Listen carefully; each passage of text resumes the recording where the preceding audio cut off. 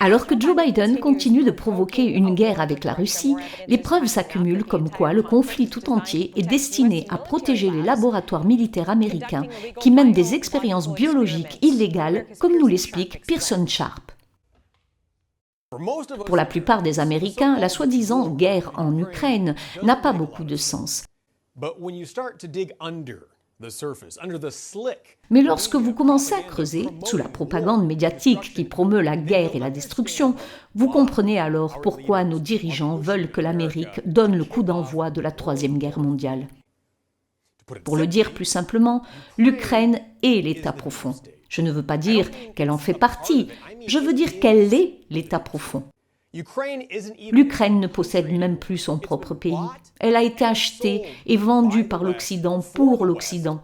Et une marionnette occidentale a été mise au pouvoir pour exécuter les ordres de ses maîtres occidentaux. Le président Volodymyr Zelensky n'est pas le dirigeant de l'Ukraine. C'est un acteur qui a été engagé pour jouer un rôle afin que Washington puisse continuer à utiliser l'Ukraine comme sa propre tirelire de blanchiment d'argent et son terrain de jeu pour les armes biologiques.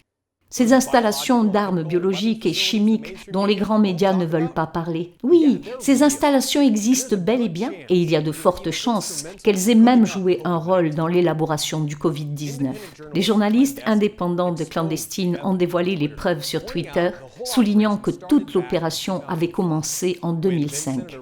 À l'époque, le sénateur Barack Hussein Obama s'était alors rendu en Ukraine avec le sénateur Richard Lugar pour inspecter d'anciennes installations d'armement soviétiques. Mais en réalité, les États-Unis prenaient le contrôle de ces installations d'armes biologiques ultra secrètes, dotées d'un arsenal complet d'armes nucléaires et chimiques des plus meurtrières pour la planète.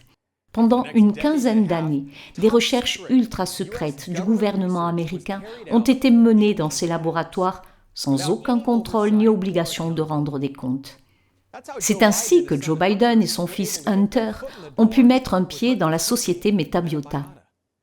La société de Hunter, Rosemont Seneca, a en effet investi $1,5 million dans la société de recherche sur les pathogènes Metabiota qui travaille en Ukraine, en plus des millions de dollars supplémentaires qu'il a obtenus par l'intermédiaire d'autres sociétés telles que Goldman Sachs. La situation a atteint son paroxysme en 2014 lorsque le régime d'Obama, y compris la CIA et la secrétaire d'État adjointe Victoria Nuland, ont renversé le gouvernement démocratiquement élu de l'Ukraine en provoquant une guerre civile. Un appel téléphonique qui a fait l'objet d'une fuite a révélé que Mme Nuland préparait le fonctionnement du nouveau gouvernement ukrainien. I don't think Cleach should go into the government. I don't think it's necessary. I don't think it's a good idea. En 2022, Washington a nié avec véhémence qu'il y ait eu des laboratoires biologiques en Ukraine ou que les États-Unis aient eu quoi que ce soit à voir avec eux, se moquant de ceux qui remettaient en question le récit et qui n'étaient rien d'autre que de sales théoriciens du complot. Yeah, but can you explain to us has there been any relationship between the We are not developing biological or chemical weapons inside Ukraine. It's not happening. Mais cette histoire n'a pas tenu longtemps. Et la bonne vieille Victoria Nuland, sous la pression du sénateur Marc Rubio, a fini par craquer et admettre que, oui, il y a effectivement des laboratoires d'armes biologiques en Ukraine. Does Ukraine have chemical or biological weapons?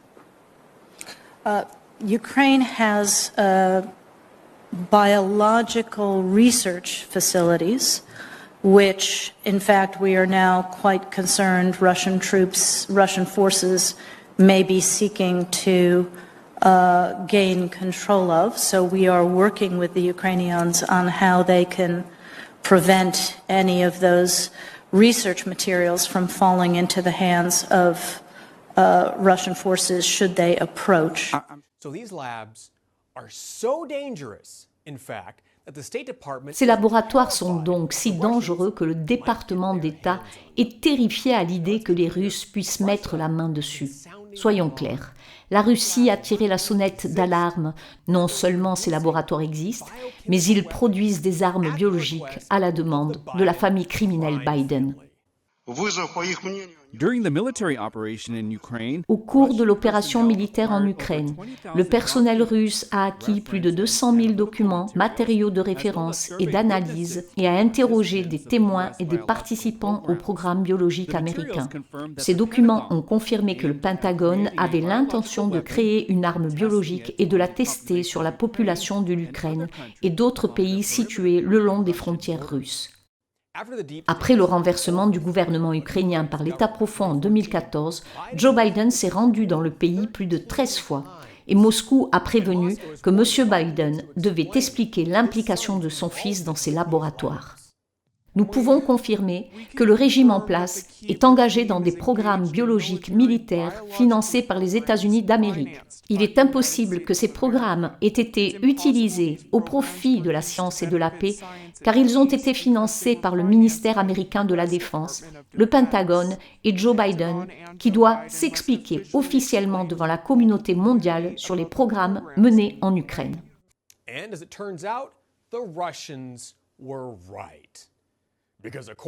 Et il s'avère que les Russes avaient raison, car selon des documents officiels découverts par les enquêteurs, les dossiers de financement du gouvernement montrent que le ministère de la Défense a accordé 370 000 $ au laboratoire biologique en Ukraine pour la recherche sur le Covid-19 en novembre 2019. Pour ceux qui suivent le fil, c'est 3 mois avant que l'OMS décrète officiellement que le virus chinois Covid-19 était une maladie infectieuse. Mais vous ne le trouverez pas maintenant, car le jour même où le conflit avec la Russie a commencé, Zelensky a ordonné la destruction de tous ces documents sur les laboratoires biologiques ukrainiens et leur lien avec Hunter Biden. Tous nos impôts vont à l'Ukraine, non pas pour lutter pour leur liberté, mais pour payer l'État profond afin qu'ils conçoivent des armes biologiques pour asservir le peuple américain et détruire nos vies.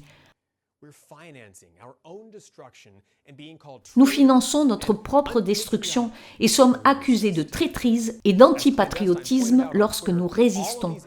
Comme l'a souligné Clandestine sur Twitter, tous ces agents du mal, Big Pharma, les grands médias, l'État profond à Washington, Zelensky et l'OMS travaillent tous ensemble pour couvrir leurs crimes. La Russie n'est pas le malfaiteur ici, c'est notre propre gouvernement qui l'est. Il se peut même que la Russie ait eu l'obligation de riposter au bioterrorisme que l'Amérique est apparemment en train de mener en Ukraine.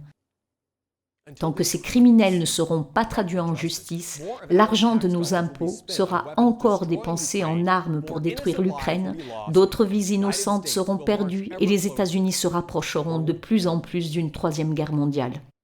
Pour One American News, Pearson Sharp.